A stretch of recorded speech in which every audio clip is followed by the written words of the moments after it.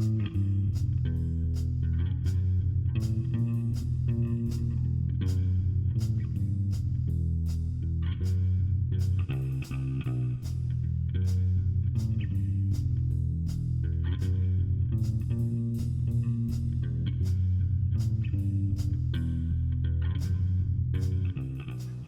guys, this is our podcast again, Fundamentum. I have Darby Anderson with me and Jacob. I'm Hunter Cortez. Of course, we're from the band of Symbol of Souls, and we're just gonna talk about ourselves and get to know each other because we feel like that's important. So, That's right. Last time we met, we talked about me. And I think which is ridiculous, but it's that maiden voyage of the podcast was right. I was really self-centered and whatnot, but anyway, we're gonna talk about the other members of the band. Mostly, we're gonna focus on Darby Anderson and his life from the time that he was born and to the where we're sitting right now. So it's definitely going to be weird. It's gonna be a fast trip because everybody lives the same life. So everybody lives the same life until they get their teenage years, and when we're teenagers, we start doing other things. So I'm gonna ask Darby questions. He's gonna answer them hopefully. Jacob can ask as well. And Jacob, this is that's something we completely forgot about. This is Darby's son Jacob. He's we mentioned him last time. Yeah, we did mention him last time. But he wasn't here. So anyways, he's the third and thriving member of and he's the other guitar player. The guitar player, and he's also a phenomenal drummer. So let's not just pigeonhole him into certain things. He's a pretty darn good guitar player too, man. He's just an artist altogether. So Darby, when you were born in Illinois? I was born here in Quincy, August of 1971. So that kind of gives my age a lot, but that's all right. I lived in a real small town, and I mean a small town, 250 people for about 20 years, and went to a small rural high school. And now, were you an athlete or? I played baseball for Payson High School for a while, and I went to a Christian school over in Hannibal for a couple of years and played basketball for them. Was their point guard for them. So and then transferred from the high school and went right into slow pitch softball because I got old. Everybody is softball eventually. Yeah. You were an athlete, and then you said you went to a Christian school. I went to First Assembly God Christian School. Yep. Okay, so it was were you guys involved in like the normal high school routine, like? Yeah, it was it was just like school, but a lot of it was God centered. I mean, you still had your history, you still had your math and all that stuff, but every Wednesday we'd have chapel, and we'd all have to go down. Man, that was Wednesdays. I got to be honest with you, Wednesdays I wasn't looking forward to it too much because you had to wear a shirt and tie, Right. And kind of get all dressed up for chapel and all that stuff, but.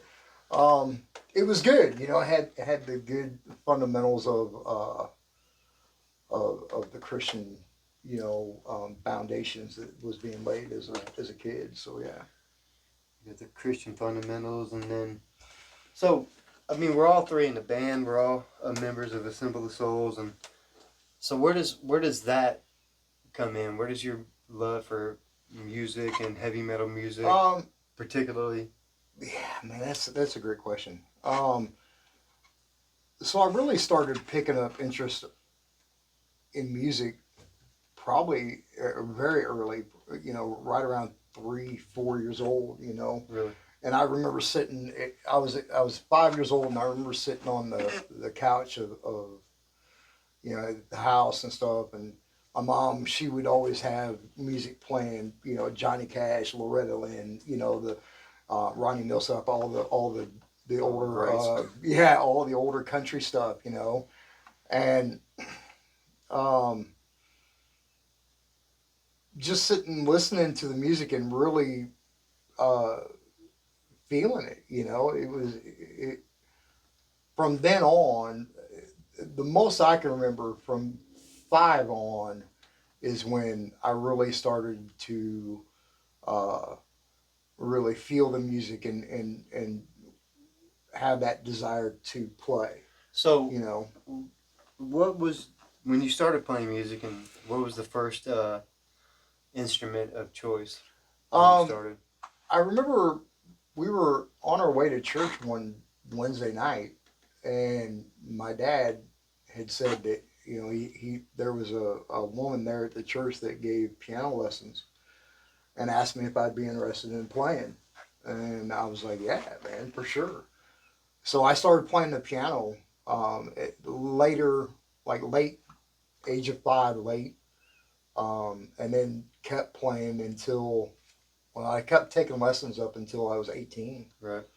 It was nonstop, That's really you young. know. Yeah. Yeah. But so you don't play piano anymore. You play guitar. Yeah. I And mean, I still play the piano once in a blue moon, but I played keys for the church I used to go to.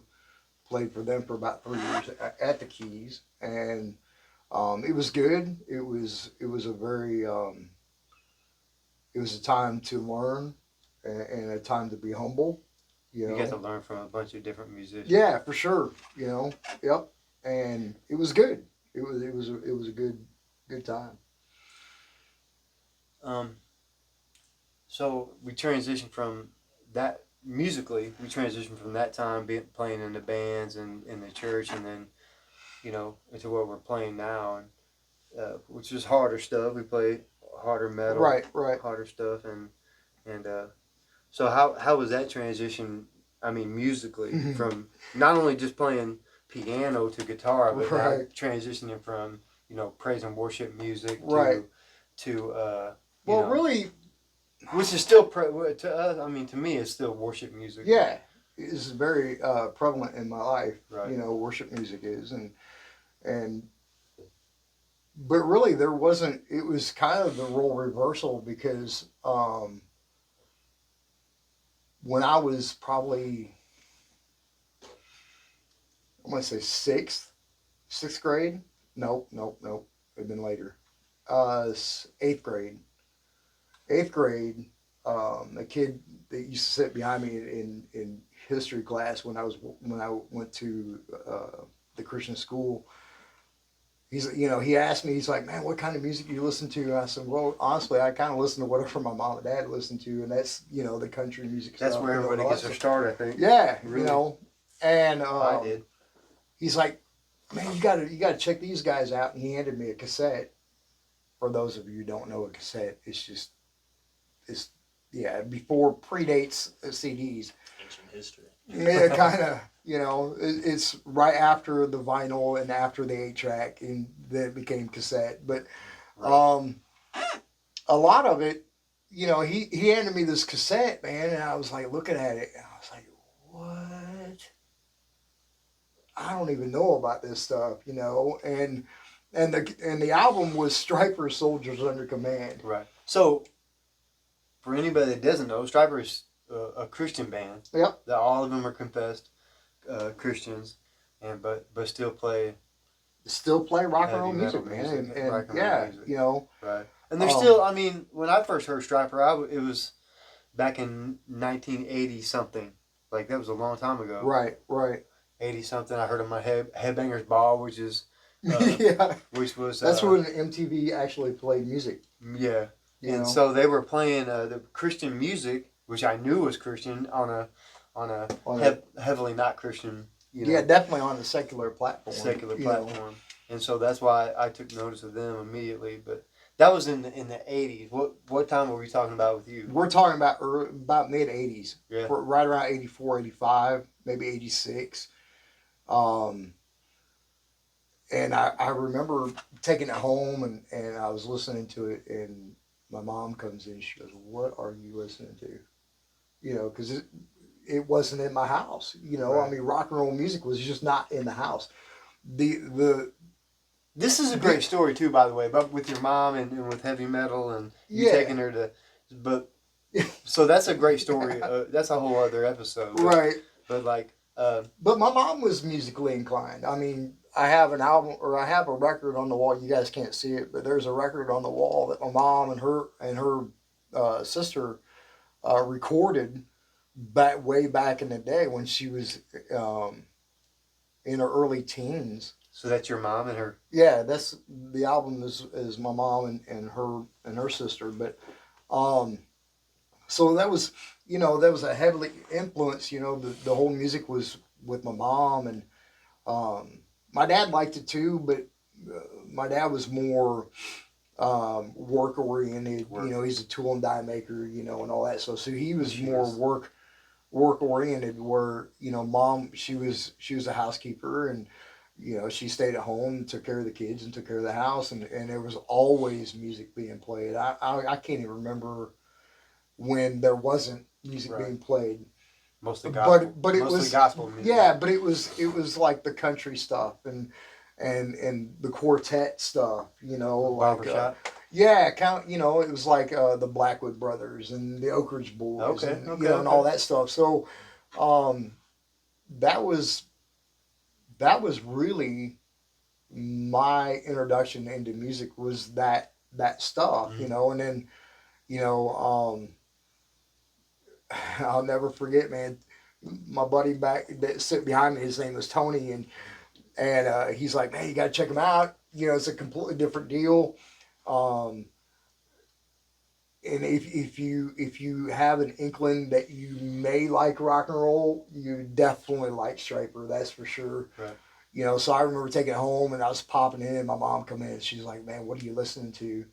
And I kind of had to explain, this isn't your prototypical rock and roll or metal. It was, it was metal, but um, it was God oriented. It was centered about Christ, and Right. it was centered about So how easy that was whole it? thing. How easy was it to sell that to your It mom? was pretty easy, Was and the reason why it was pretty easy is because she really took the time to sit down with me and read the lyrics that was on the inside of the cover, Right. listen to what they were saying, and she's like, man, these guys are pretty legit, um, and then which led into a former youth pastor of mine. He introduced me into Petra, and every song that they ever put out another was Christian yeah worship band. yeah we're a Christian rock band that was not as hard as Striper. They were more pop rock kind of thing, but everything that they ever wrote was all scripture based. Right. Which was great because a lot of the things that we go through as teenagers, man, they were hitting on, but they were backing it up through scripture. So it was a very good deal. Um, so then you go from Striper and then I got my brother hooked, on the rock and roll, and stuff like that, and he got a little bit heavier. Out of us two, he was the heaviest one of them all. He was listening to like Vengeance Rising and and stuff like that. That was back then was pretty heavy for the Christian scene. Right. So yeah, music has always been a part of my life. It's very hard for me to think about when music wasn't. There. Yeah, I think it's interesting though that like a lot of people now will grow up on like pop and maybe some hip hop, and then if they make the transfer to rock and metal, they'll do it after that. But like it was even that way back then. Like you were saying, like you got started on country and gospel stuff. But like for me, I started on rock. Yeah. Right. Like Yeah. I remember. Yeah, because your dad was already Right. into rock by the time you Right. were born. So Yeah. Right. you were born into it. Yeah, and then I kind of I never like rock and metal has always been my baseline, but I kind of swapped to it and added some other stuff like jazz and pop and a lot of rap, uh, funk, all kinds of stuff. So it's very interesting that it's like reversed. Yeah, Right. and I had my time where I dabbled in the whole rap scene and the R&B scene and stuff like that, and It's I a, really got into that rap was a kind of thing, major influence for me. Yeah, As a drummer, I'm a beat nut, and I love to hear good beats. right, Maybe that I can reproduce later on. So, right, that's particularly in rap music. That's why I listen to rap. right, And lyrically, like, you know, it is what it is. You can take it or you can leave it. You love it or you right, don't. yeah. It's funny because now that you kind of hit on that subject, I was looking on Facebook the other day and a group that I'm in with the Christian metal scene, the question was asked, um, should Christians really listen to secular metal? And and for me, it's like, okay, I guess I look at it a little bit different than most, and I definitely look at it differently than a pastor would. But I look at it as like this, man. It's no different than being surrounded at work by coworkers um, who are not uh, who are not Christian, who are living the life of the world or whatever. But it's all on what you take in, and for me, How you let it influence your yeah, life. how I let it influence my life, and lyrically, I don't really I don't really want to. I want to say I don't really ingest lyrical content to the point as I would if it was Christian metal. Right. You know what I'm saying? I mean, if it was Christian metal, I really do focus You would on lyrics search for spiritual and things yeah, inside the and music. I ingest that in and I digest um, the whole message that's being on. But for me, when it goes to secular stuff, I love the tones and the sound of the secular stuff. Right. Right or wrong, that's all going to be on an individual. Um, if you're being convicted on not, man, this is wrong, I shouldn't be listening to it, then don't listen to it. Don't listen to it. Just don't listen to it. Right. I'm not going to say that, man, every Christian out there should be listening to secular music. Um, that's between you and God.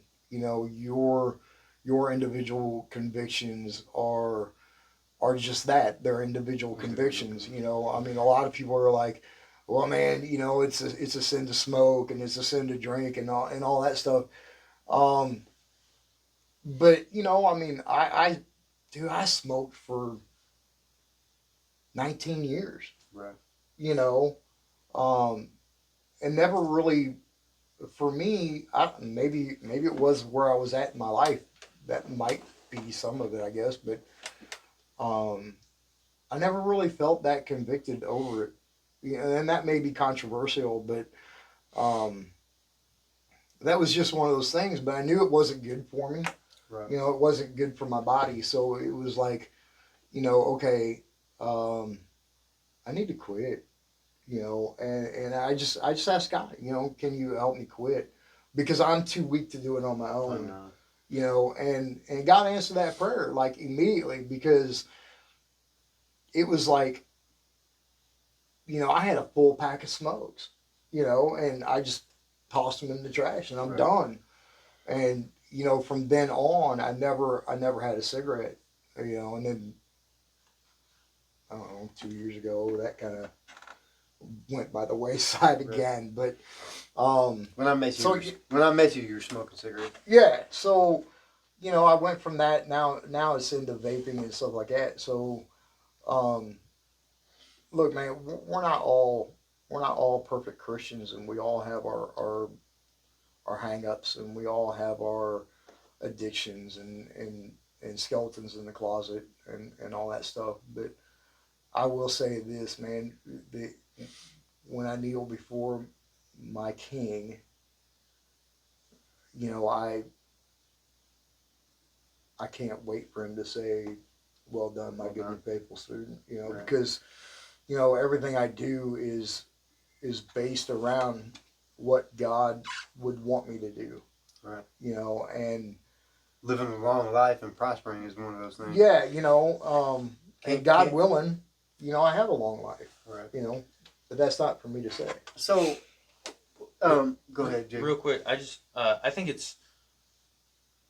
think a lot of time going back to the like should Christians worship or listen to like secular music. I was going to get back to that, so I'm glad you brought it back up. Yeah, I think that question is ridiculous personally, because I look at music like it's another language. Like when you think of, okay, what is language, and you look at it in a diction sense. Well, language is, you know, something that could be spoken and performed, even if you want to do like speeches and stuff like that. It can be notated, and all of that can be applied to music. And a lot of the times, music is more effective than language, or than like verbal language. That's a good Right. word. Right. Yeah, And definitely. Yeah. I just think It's more emotional. right. Right. I just think if you look at Christians, most Christians and their lifestyles, you gotta look at it and say, okay, well, do you only speak in Scripture? Do you only speak in tongues or in verses of the Bible? And do you only praise and worship God your entire life? During music only. No, you don't. No. You don't do that. And I don't think it should be That's a the same good way point. with music, you know? I think it should be, should have a diverse vocabulary of music and let it expand your horizons. Definitely. I mean, my first musical experience when it came to like praise and worship necessarily was, you know, what we have today, the contemporary, you know, Jesus culture and things like that. Not calling out names, but I mean that's what I was exposed to, and I thought that this was what it was. Right. Right. And then, you know, I go throughout the years and I find different churches that worship a different way. Right. You know. Yeah. They worship in just song. Right. You know. And, you know, and then you have other churches, you know, those small churches and stuff like that, that we used to go to, that was all hymns. Right. You know, I mean, we sung out of a hymnal, you know, and those old hymns are still relevant today. Right. Yeah, absolutely. Than they were in the 1800s. It's still the gospel. Yeah. There's still hope when I need hope. Absolutely. You know, so to a teenager that's struggling with something, it's still, you know, they're light in a period of darkness. So, right. Right. Yep. For sure. Yeah, it's all good. So yeah, but I was going with that. It was, you know, my first little hit was that type of music, Jesus culture, and you know, and then I started searching other realms, and I hear hymns that, you know, and then, you know, now I find other bands like you know, what's the band that you love? Demon Hunter so much. Right. You love Demon Hunter. I love that band too. That's new music, right. But it's still relevant in the gospel realm. Right. You know. Yep. You know, I'll push it till the day I die. Right. So. But we're, you know, I mean, like you said, you know, we're still lovers of music, regardless of genre, regardless of the spiritual content, you know, or if it's secular content, you know, I mean, because we're all huge Metallica fans. You guys, I was getting ready to say that. You guys are about to go see Metallica in a couple of months, right? Yeah, in November. You know, we're going to go to St. Louis and see Metallica, which is a huge deal for a metal fan. Like, not everybody gets to go see Metallica. Right. You know, you guys are getting to go see Metallica and Pantera in one day. And so that's a big deal. Yeah. Yeah, we're stoked. We're you know, we're looking forward to it. That's for sure. You know. So Jake, when you and obviously you and your dad grew up listening to music and playing together, and I think he was the same way as I am. Though, like when I was growing up, because Him growing up, I guarantee there was music every day. Oh, every day. You know, so it's kind of the similarities, the growing ups, different generations, obviously, but they're parallel. Right. You know, I mean, Definitely. I grew up, you know, listening to music every day at my house, Right. and he's the same way. I mean, Right. we've always got music of some kind. But just like you know, not departing from the type of music that your mom listened to, Right? because Jacob hasn't. You guys still love the same music, Right? so it's like you know, he hasn't departed, but he's just added another branch to it, I guess you could say, or another level to it, you know, and so it's still centered on what we believe and what we confess, and you know, but it's still relevant in the music world. Absolutely. Right. Yep. So you guys, for sure, you guys influenced each other that way. You continue to push him. I mean, I know sitting in the jam room with y'all, you know, you push him, he pushes you. He pushes me pretty You know, hard. So, and he doesn't apologize about it none either. he knows you're growing from it, and you're pushing forward from it. So, right. Yeah. Yeah. You know, we were jamming a little bit before we started playing, and man, I just had a rough go of it, and so I'm glad we started doing this instead of playing music. You know. Yeah, it was time to do another episode of the podcast, and we definitely want to thank everybody that actually watched the first podcast. Hopefully, this is a little bit more intimate, in depth, and all that stuff, and we get to get Jacob in on this too, and which is always great because the insight is a little bit different than what because you're looking at 3 different generations right here. Yeah, for sure. Really, I mean, even as far as influence goes, and you know, we're all influenced through music, but you know, we have 3 different realms of influence almost, even so. Yeah. You know, there's stuff that Jacob listens to that I don't listen to. Right. You know, and that's okay. I don't think I've ever discouraged ever not listening to whatever you wanted to listen to. Right. Maybe when you were young. Yeah, there was a bit. I remember like not being able to listen to like all of Metallica's catalog, or I remember not being able to listen to like some of Van Halen's discography. Really? Yeah. But you know, like I was young and very impressionable at the time. Yeah, so, it's so crazy that he was influenced by that type of music already. When he was, because it was like, you know, I mean, Eddie Van Halen. We're sitting there, you know, we're sitting there trying to lay a godly foundation, right? Sure. And the last thing I wanted, you know, at 5, 6, 7, 8, Punch 10, 12 years old, is to have somebody come in and really disrupt that foundation. Sure. You know, so but once he got to the age where he understood that there is you know, there's a difference between secular music and Christian music, and this is my belief, and this is what I stay strong to, and this is what I hang on to. Good word. But I still like this stuff too, and like I said, you know, I think that's in a individual thing, and so, you know, and a lot of people in the church will call that controversial or whatever, and maybe not a good practice, but I wholeheartedly disagree.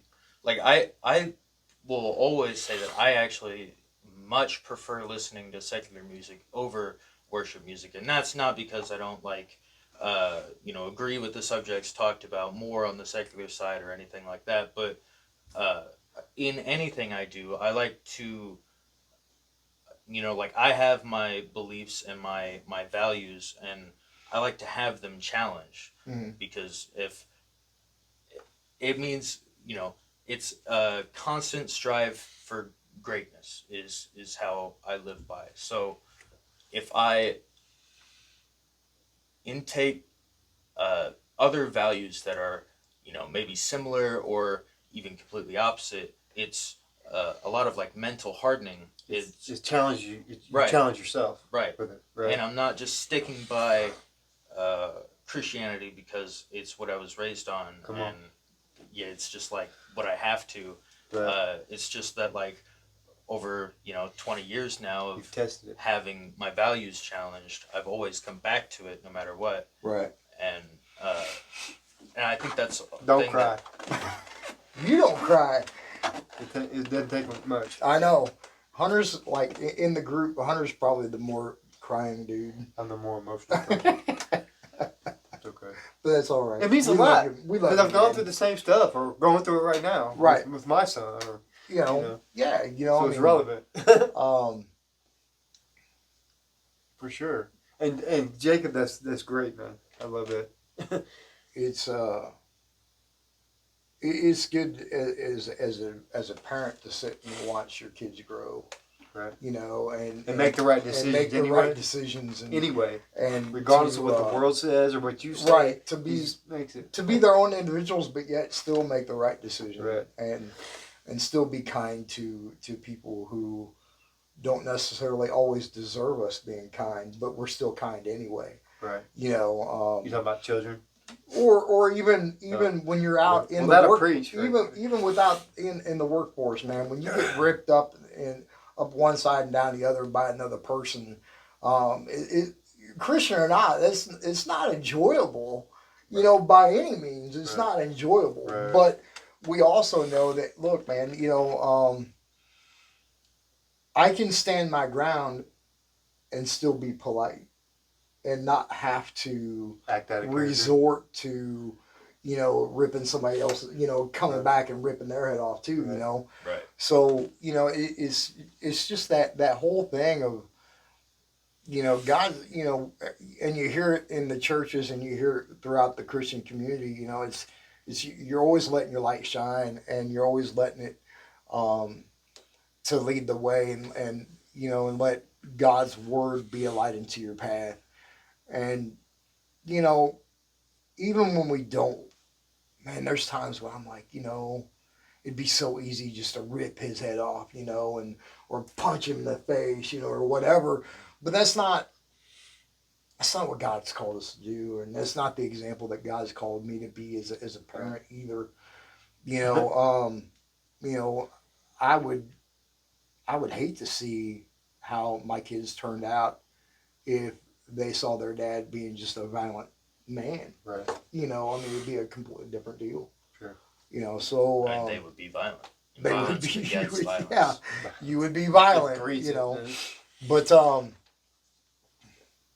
yeah, you know, it's I'm blessed. I'm blessed with 3 great kids and a great wife that's put up with a lot of crap. Right. You know. So yeah. So I guess we should probably end it. It's probably pretty close to being. Yeah, you know, I mean, it's 30 minutes. We end it when we end it, I guess. We're trying to do. We're trying to do 30 minutes. But yeah, that was pretty good. That was pretty conversation. Good. Yeah. Heck yeah. And we're still working on content. Right. You know, for sure. We're still filling it out and seeing how. I'm still doing research and seeing how it's supposed to go, and hopefully it goes how God wants it to go. Yeah, we're still looking for a lead singer. We're still looking for a bass player. So anybody interested, give us get in touch with us, and we'll set up an audition and all that stuff. We really feel like this is what God's leading us to be. Right.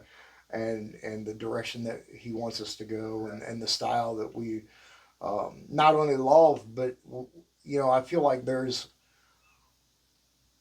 a need for it, for the gospel to be spread in metal, especially around here. For sure. I mean, it's just not there locally. Yeah, I think